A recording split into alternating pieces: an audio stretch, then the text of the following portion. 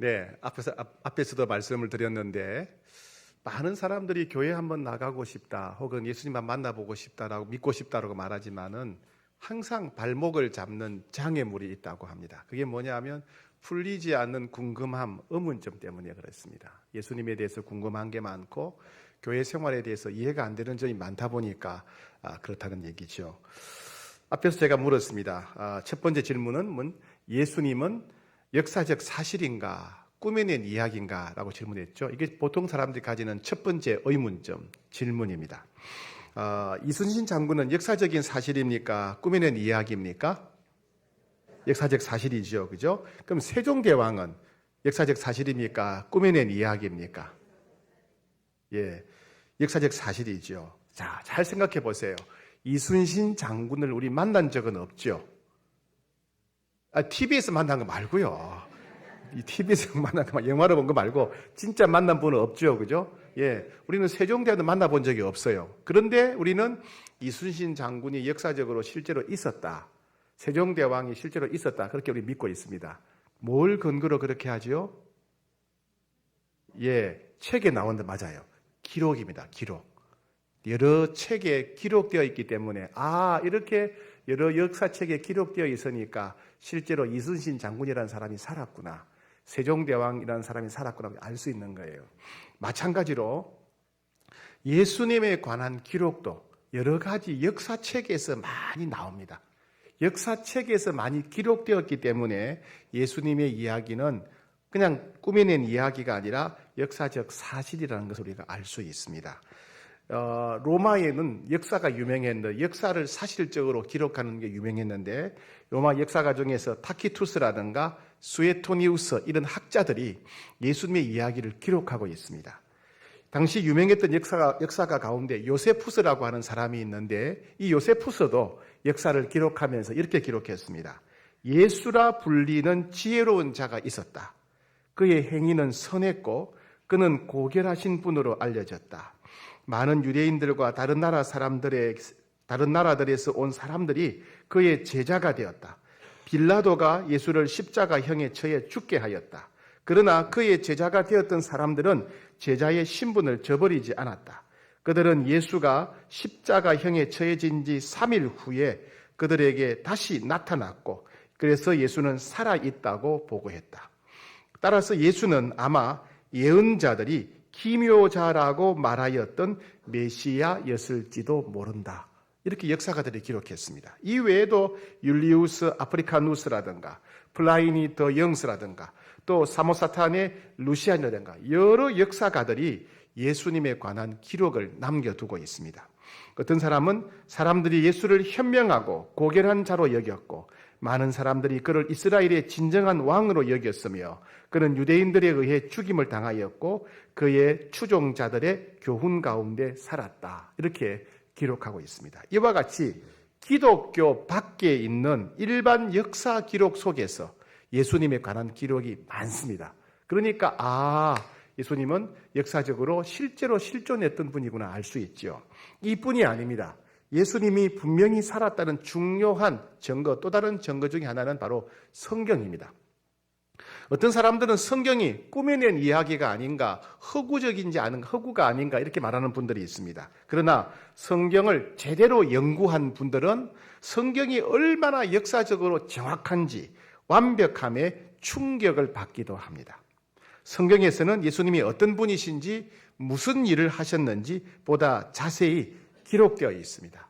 이와 같이 성경 역사는 물론이거니와 일반 역사에도 예수님에 관한 기록들이 많이 남아있고 역사적 증거가 많은 것을 볼 때 예수님은 분명히 꾸며낸 이야기가 아니라 역사적으로 실제로 살았던 분이라는 것을 우리가 알 수 있습니다. 두 번째 질문입니다. 이런 질문입니다. 예수님은 훌륭한 사람인가요? 아니면 전능하신 하나님인가요? 하는 질문입니다. 여러분, 전 세계적으로 4대 성인 훌륭한 4분을 꼽자면 누구를 꼽습니까? 보통 마호메시나 간디나 또 석가나 공자 이런 사람들을 4대 성인으로 꼽습니다. 그런데 마호메는 하나님입니까? 사람입니까? 사람이죠. 그죠? 간디는 하나님입니까? 사람입니까?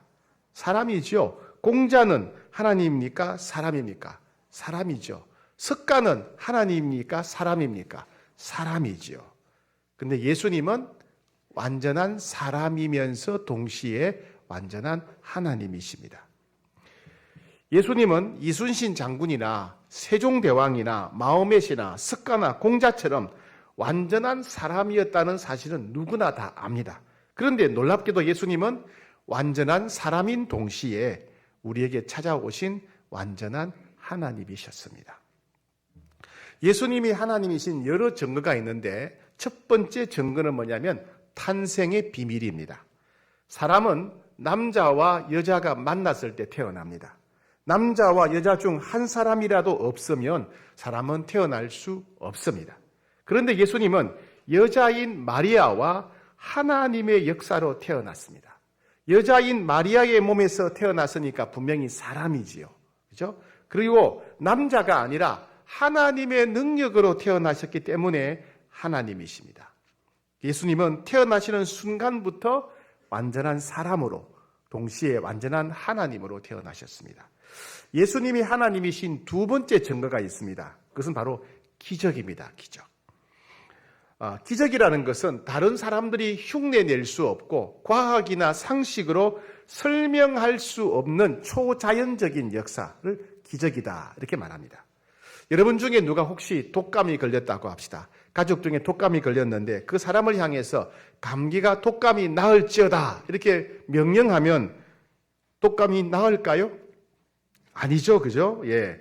그런데 예수님은 말 한마디로 명령 한마디로 중풍병자를 고치셨고요. 나병 환자를 고치셨고요. 시각장애를 고치셨고 38년 동안 걷지 못하던 병자를 고쳐주셨습니다. 심지어 이미 죽어 장례를 치르고 있는 사람도 다시 살려주셨습니다. 그뿐이 아닙니다. 바람과 파도가 심해서 배가 난파되려고 하자 명령 한마디로 바람과 파도를 잔잔하게 하셨습니다. 심지어 물 위로 걸어오기도 하셨습니다. 이런 것은 흔히 학자들이 말하는 질량 보존의 법칙, 화학 반응의 법칙, 부력의 법칙 등 과학적 법칙을 넘어서는 결과입니다. 이것은 기적이라고 밖에 설명할 수 없는 것입니다. 이와 같이 수많은 기적을 통해서 예수님은 평범한 사람이 아니라 완전한 하나님이시라는 것을 보여주셨습니다. 예수님이 하나님이신 세 번째 증거가 있습니다. 그것은 부활입니다. 예수님이 하나님이신 중요한 증거가 바로 부활인데 예수님은 십자가에 못 박혀 돌아가셨고 그리고 무덤에 묻히셨습니다. 그런데 무덤에 묻힌 후 사흘째 되는 날 다시 살아나셨습니다. 예수님의 부활은 역사적인 과학적인 증거가 너무나 명확한 사건입니다. 그래서 예수님의 부활을 깨닫고 확신하게 된 수많은 사람들이 예수님의 부활을 기념하며 지키고 있습니다. 예수님이 하나님이신 네 번째 증거는 뭐냐 하면 2000년이 지난 지금도 살아계신 예수님을 만날 수 있다는 사실입니다. 예수님은 잠시 이 세상에 살다가 영원히 떠나버린 수많은 사람들과 달리 부활하셨고 지금도 살아계시고 원하는 사람을 만나주십니다.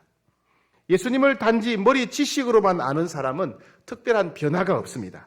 그러나 예수님을 머리로 만나는 것이 아니라 인격적으로 만나고 인격적으로 체험하고 경험한 사람에게는 놀라운 변화가 일어나게 됩니다. 조금 전에 감정하신 우리 정정희 집사님도 하나님을 만났더니 살아계신 예수님을 만났더니 자기 표정이 먼저 바뀌더라. 그죠? 항상 찡그리며 지은 얼굴이 밝게 바뀌더라. 톡 쏘는 말투가 바뀌더라. 그죠? 표정이 변하고 말투가 바뀌고 마음이 바뀌더라. 그런 얘기를 했습니다. 이와 같이 살아계신 예수님을 만나게 되면 사람이 변합니다. 누구든지 마음을 열면 예수님을 만날 수 있고 누구든지 초청하면 예수님을 만날 수 있습니다. 예수님을 만나게 되면 예수님이 살아계시구나. 예수님이 죽어서 사라진 게 아니라 정말 부활하셨고 지금도 살아계신 하나님이시구나 것을 알게 됩니다. 이와 같이 석가나 마호멧이나 공자나 이순신 장군은 훌륭한 사람이지만은 예수님은 훌륭한 사람인 동시에 완전한 하나님이십니다. 세 번째는 이런 질문을 합니다. 기독교인들은 왜 예수님의 죽음과 십자가를 그렇게 강조합니까? 이런 의문들을 가지고 계세요. 전문적으로 사람을 죽이는 기구가 있습니다. 예를 들면 머리를 잘라 죽이는 단두대, 그죠? 매달아 죽이는 교수대, 그리고 약물이나 갖가지 방법으로 죽이는 사형털이 있고 작두칼도 있습니다. 이런 것들에 의해서 비참하게 죽어간 사람들을 생각하면 정말 끔찍한 기구들입니다. 그런데 이런 것들, 이런 기구들을 집에다 두고 차에 두고 날마다 바라보며 묵상할 수 있을까요? 웬만하면 여러분 단두대 하나 집에 갖다 두시겠습니까? 그렇지 쉽지 않겠습니까? 사람이 목매달라 죽는 교수대를 집에다가 두고 묵상할 사람이 어디 있겠습니까? 십자가형은 로마 제국이 역적죄와 같은 중죄인들을 죽일 때 사용하는 형벌입니다. 죄수의 몸을 십자가 형태의 나무 기둥에 못 박습니다. 좌우 팔을 벌려서 왼쪽 오른쪽 손목에 못을 박고 발목을 두 개 겹친 다음에 또 못을 박아 매달아 둡니다. 목이 말라서 죽든지 배가 고파서 죽든지 짐승이 와서 뜯어먹어 죽든지 간에 죄수가 뼈에 못을 박은 그 고통, 그 못 세 개에 온몸이 매달려 있는 고통을 살아있는 한 끝까지 맛보다가 죽게 만드는 정말 무시무시하고 잔인한 끔찍한 형벌입니다. 그런데 그렇게 무시무시한 십자가가 교회 종탑마다 예배당 앞 가운데마다 가정마다 방마다 책상 위에 목걸이, 귀걸이로 다양하게 사용하고 있습니다. 왜 그렇습니까?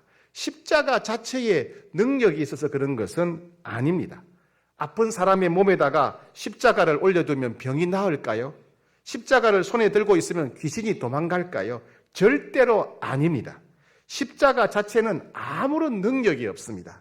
그런데 왜 그렇게 귀하고 소중히 여길까요? 그것은 십자가에서 죽으신 예수님의 죽음이 매우 특별하기 때문에 그렇습니다. 예수님은 당시 유대인들의 시기 질투로 인해서 죽었습니다. 로마 정부의 법 집행 실수로 인해 죽으셨습니다. 하지만 이것은 근본적인 이유가 아닙니다. 예수님은 자신의 죄 때문에 죽으신 것이 아니라 사람들의 실수로 죽은 것이 아니라 예수님은 여러 차례 말씀하신 것처럼 다른 사람을 대신해서 죽으셨습니다. 예수님이 태어나기 수백 년 전부터 선지자들은 예수님이 모든 인류가 받아야 할 형벌을 대신 받게 될 것이라고 예언했습니다. 예수님 스스로도 여러 차례 나는 다른 사람들을 대신해서 죽을 것이다 라고 예고하셨습니다. 즉 예수님이 십자가에서 죽으신 것은 모든 인류의 죄로 인해서 모든 인류를 대신해서 죽으신 것입니다.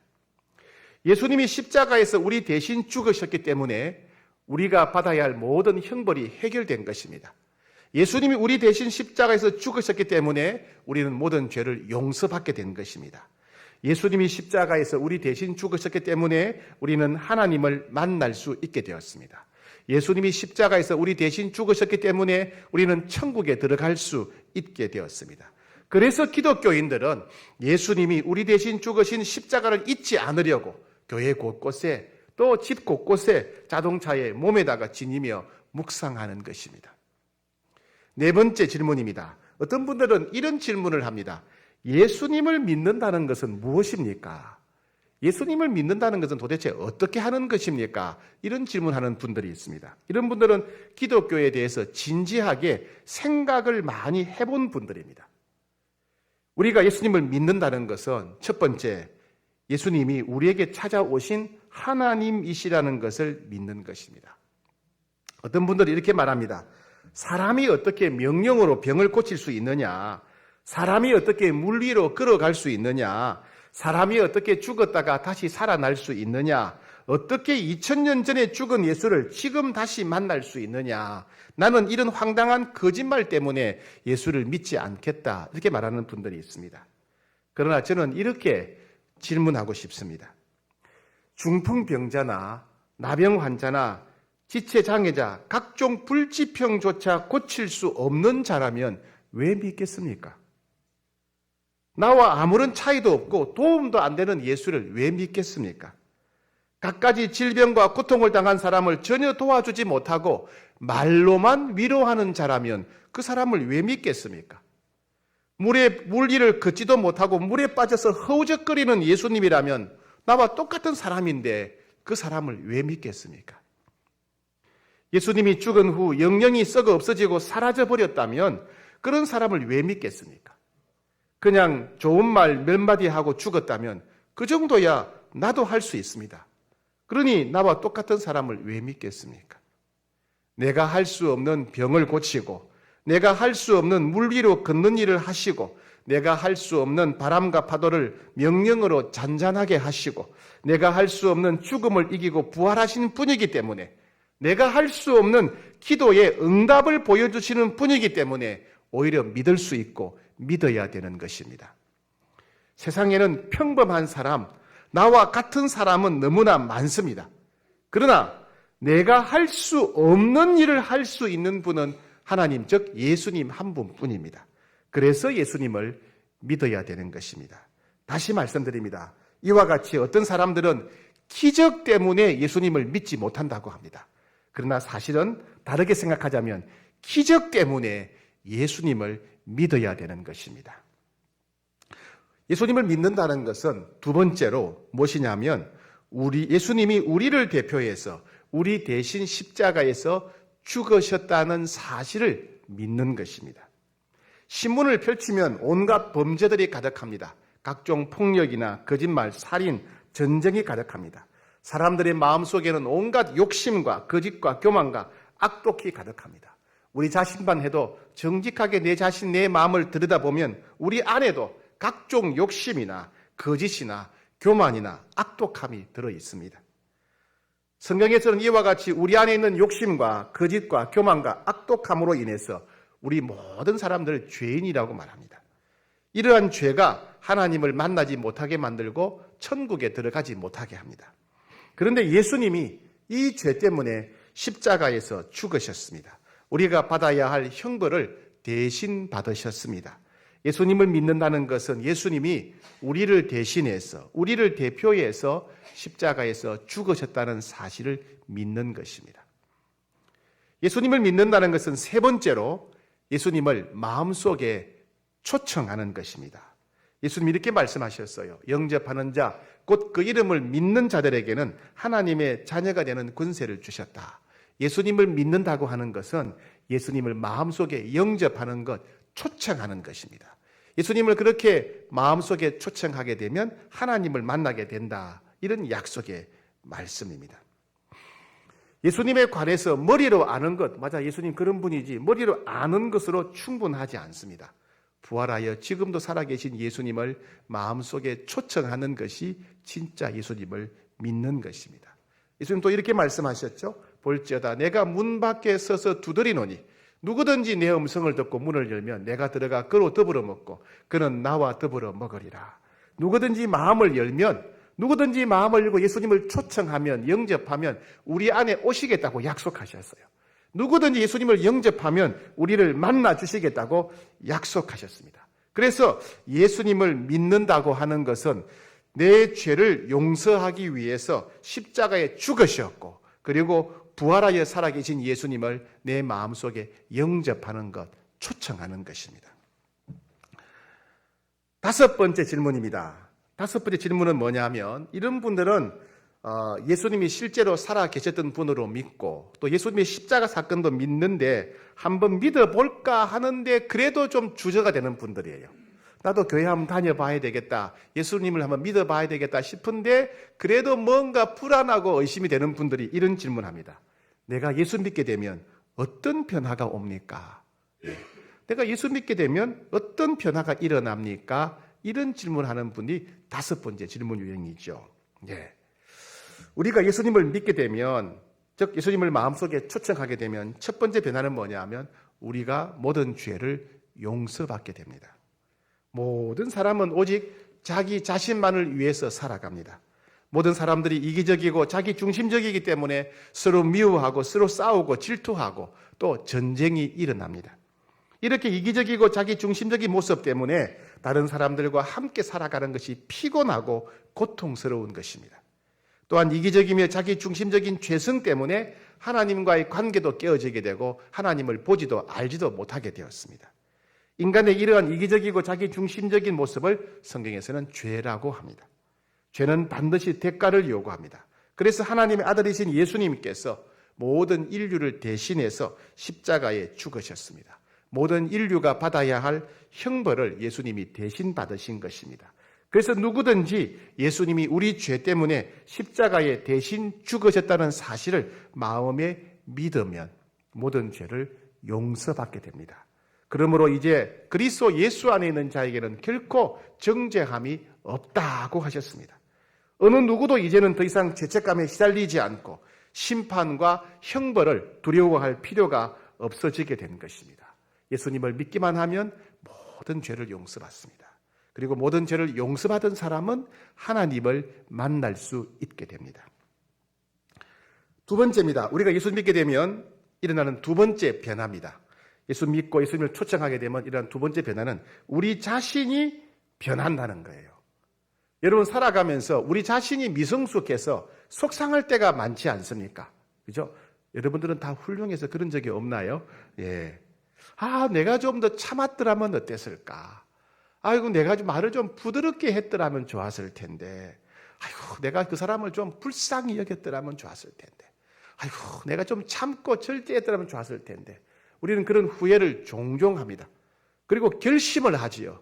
근데 결심해도 후회해도 우리는 바뀌지 않는다는 게 문제예요. 그런데 우리가 예수님을 만나게 되면, 예수님을 마음속에 초청하게 되면 정말 변합니다. 정말 변합니다. 다른 사람을 용서할 수 있게 됩니다. 그리고 오래 참을 수 있게 됩니다. 그리고 온유하고 부드러운 사람이 될 수 있습니다. 다른 사람과 경쟁하고 또 질투하기보다 다른 사람을 불쌍히 여길 수 있게 됩니다. 아까 우리 정정희 집사님도 그렇게 자신이 변했다 그랬지 않습니까? 그죠? 예. 예수님을 믿게 되면, 예수님이 우리 안에 오시게 되면 우리의 마음이, 우리의 성품이, 우리의 말과 행동이 정말 아름답게 변합니다. 꾸며낸 이야기를 듣는다고 해서 사람은 변하지 않습니다. 교회 오래 다닌다고 해서 사람이 저절로 변하는 것이 아닙니다. 평생 교회 다닌 사람도, 성경을 수없이 읽은 사람도 예수님을 제대로 믿지 않으면, 예수님을 마음속에 초청하지 않으면 변화되지 않습니다. 교회에 다니는 것이 중요한 게 아니라 예수님을 제대로 믿는 것, 예수님을 제대로 마음속에 초청하는 것이 중요합니다. 누구든지 간에, 어떤 삶을 살아오신 분이든지 간에 예수님을 믿고 예수님을 마음속에 초청하게 되면 틀림없이 반드시 마음과 성품이 바뀝니다. 새 사람이 됩니다. 새 사람이 됩니다. 우리가 예수님을 믿는다는 것, 즉 예수님을 초청하게 되면 일어나는 세 번째 변화는 예수님이 우리를 도와주신다는 겁니다. 요즘 자동차마다 내비게이션을 많이 사용합니다. 그래서 실시간으로 내가 한 번도 가보지 못한 목적지에 가장 빨리 가는 길을 내비게이션은 가르쳐 줍니다. 길이 막히면 다른 길로 가르쳐 주고, 내가 잘못 들었으면 거기서부터 빨리 가는 길을 가르쳐 줍니다. 내가 아무리 헤매고 또 헤매도 끝끝내 목적지로 인도합니다. 때로는 전방에 과속 방지 턱이 있습니다. 이러면서 위험한 것을 알려주면서 대처하게 합니다. 여러분, 우리 인생에도 이런 내비게이션이 있다면 얼마나 좋겠습니까? 그런 생각을 해보셨지요? 우리는 5초 뒤에 무슨 일이 일어날지 모릅니다. 때때로는 어디로 가야 될지 몰라 방황하기도 합니다. 기대했던 일이 이루어지지 않아 실망하기도 합니다. 때로는 전혀 예상치 못했던 어려움이 갑자기 발생해서 충격과 두려움에 빠지기도 합니다. 그래서 우리는 힘들 때마다 누군가의 도움을 받고 싶어 합니다. 그래서 알지도 못하는 신에게 도와달라고 기도를 합니다. 기도를 하는 종교는 많습니다. 여러분, 그런데 기도하고 응답받는 종교는 기독교뿐입니다. 하나님이 살아계시기 때문에 그렇습니다. 예수님을 믿는 사람들이 예수님의 이름으로 기도하면 가장 필요한 것, 가장 좋은 것, 가장 바른 것으로 응답받습니다. 성경 곳곳에는 우리가 예수 이름으로 기도하기만 하면, 예수님을 의지해서 기도하기만 하면 반드시 응답하시겠다고 반복해서 약속하고 강조하고 있습니다. 예수님은 이렇게 말씀하셨어요. 너희가 내 안에 거하고 내 말이 너희 안에 거하면 무엇이든지 원하는 대로 구하라. 그리하면 이루리라 라고 말씀하셨습니다. 혹시 여러분 주변에 예수님을 믿는 분이 있다면 기도 응답에 관해서 한번 물어보시기 바랍니다. 어떤 응답을 받으셨는지 물어보시기 바랍니다. 아마 예수님을 제대로 믿는 분이라면, 예수님을 마음속에 초청한 분이라면 셀 수 없을 만큼 기도 응답을 틀림없이 받으셨을 것입니다. 예수님을 믿게 된 사람들은 어디로 가야 될지 모를 때 기도 응답을 받게 됩니다. 무엇을 선택해야 될지 모를 때 기도로 응답을 받게 됩니다. 내가 감당하기 힘든 장애물을 만났을 때 기도하면 반드시 응답받게 됩니다. 예수님을 믿게 되면 이런 변화가 일어납니다. 우리가 예수님을 믿는다는 것, 즉 예수님을 초청하게 되면 네 번째로 죽음 이후에 부활과 영생을 누리게 됩니다. 사람은 누구나 죽음을 두려워합니다. 죽음은 끝이고 영원한 이별이라고 생각하기 때문에 그렇습니다. 그런데 성경에는 죽음이 끝이 아니라 반드시 부활이 있고 지옥과 천국이 있다, 이렇게 기록되어 있습니다. 어떤 사람들은 내가 직접 죽어보지 않고서야 어떻게 부활이 있는지, 천국과 지옥이 있는지 어떻게 알 수 있겠느냐, 이렇게 질문하는 분들이 있습니다. 여러분, 죽음이 끝이 아니라 부활이 있다고 하는 증거는, 명백한 증거는 자연 속에도 많습니다. 씨앗을 땅에 묻어버리면 씨앗이 썩는 것이 당연하죠. 그런데 씨앗을 땅에 묻어버리면 싹이 납니다. 잎이 나고 꽃이 피고 열매를 맺습니다. 씨앗만 들여다볼 때는 상상도 못했던 일들이 나중에 일어나게 됩니다. 그게 바로 부활을 보여주는 겁니다. 여러분, 계란도 마찬가지입니다. 유정란 같은 경우에는 계란만 들여다보면 아무것도 보이지 않습니다. 일정한 온도로 유지하게 되면 나중에 알이 깨어나면서 병아리가 나오고 생명이 나오지요. 병아리를 바라볼 때는 상상도 못했던 일입니다. 바로 부활이지요. 예. 예수님은 부활을 통해서 스스로 증명해 보이셨습니다. 예수님의 부활은 역사적인 과학적인 사실인데, 예수님은 예수님이 부활하셨듯이 모든 사람이 부활하게 될 것이다, 그렇게 말씀하셨습니다. 예수님은 이렇게 약속하셨죠. 예수께서 이르시되 나는 부활이요 생명이니 나를 믿는 자는 죽어도 살겠고 무릇 살아서 나를 믿는 자는 영원히 죽지 아니하리라 그랬습니다. 그래서 많은 사람들이 죽음을 앞두고 여러 가지 반응을 보입니다. 대부분의 사람들은 죽음을 두려워하죠. 죽음을 거부합니다. 죽지 않으려고 예를 씁니다. 어떤 사람들은 기대하는 분들이 있어요. 왜요? 죽음이 끝이 아니고 소망이 있기 때문에, 부활이 있기 때문에. 심지어 어떤 사람들은 죽음 직전에 환상을 봅니다. 천국의 환상을 보지요. 부활 후에 환상을 보지요. 그래서 이 옆에 있는 가족들에게 말합니다. 저게 보이지 않느냐? 천국이 보이지 않느냐? 본인만 모르죠. 죽음을 앞둔 분에게는 보이는데 다른 사람에게는 보이지 않는 그런 경우가 종종 있습니다. 이와 같이 예수님을 믿고 나면 부활과 영생을 얻게 된다는 것입니다. 자, 오늘 5가지 질문을 다시 한번 간단하게 정리해 보겠습니다. 첫 번째, 여러분, 예수님은 꾸며낸 이야기가 아니라 세종대왕이나 이순신 장군처럼 실제로 살았던 분입니다. 두 번째 답이죠. 예수님은 완전한 사람인 동시에 그리고 완전한 하나님이십니다. 세 번째입니다. 기독교인들이 예수님의 죽음과 십자가를 강조하는 이유는 예수님이 십자가에서 우리를 대신해서 우리를 위해서 죽으셨기 때문입니다. 네 번째, 예수님을 믿는다는 것은 뭘 믿느냐? 예수님이 우리에게 찾아오신 하나님이시라는 사실을 믿는 것이고, 예수님이 우리를 대표해서 우리 대신 십자가에 죽으셨다는 사실을 믿는 것이고, 또 예수님을 믿는다는 것은 예수님을 우리 마음속에 초청하는 것입니다. 마지막 5번째입니다. 누구든지 예수님을 믿게 되면, 즉 예수님을 마음속에 초청하게 되면 모든 죄를 용서받습니다.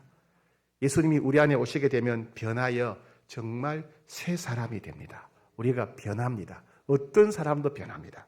그리고 예수님이 우리 안에 오시면 항상 우리와 함께 하시고 우리를 도와주십니다. 그리고 죽음 이후에는 부활과 영생을 누리게 하십니다. 조금 전에 우리 정정희 집사님이 자신이 만난 하나님에 대해서 간증을 해주셨어요. 여전히 경제적인 어려움이 있습니다. 또 몸도 아프고요. 또 남편이 안 계시니까 외로워하시지요. 그러나 살아오면서 본인이 선택한 모든 선택 중에서 최고의 선택은 예수님을 믿기로 한 선택이다. 이렇게 말씀하십니다. 사람들은 살아가면서 많은 결정들을 합니다. 중요한 결정들이 많습니다. 잘한 결정도 있고 후회가 되는 결정도 있습니다. 우리 인생을 바꿔준 수많은 결정들 가운데 우리가 절대로 포기해서는 안 될 가장 중요한 결정은 예수님을 믿기로 하는 결정, 예수님을 마음속에 초청하기로 하는 결정입니다.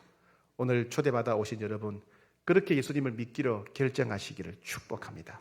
그것은 우리를 변화시키는 길이고 우리를 영원한 행복으로, 축복으로 인도하는 문이 됩니다. 오늘 이 자리가 그렇게 예수님을 믿기로, 예수님을 초청하기로 결정하시는 복된 자리가 되기를 축복합니다.